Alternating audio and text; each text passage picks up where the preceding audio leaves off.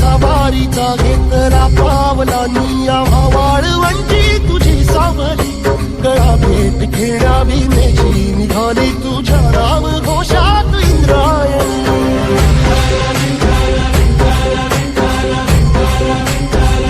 भिडे आसमंती ध्वजा वैष्णवांची उभी पंढरी आज नादावली तुझे नाव ओठी तुझे रूप धानी जीवाला तुझी आस गाला गली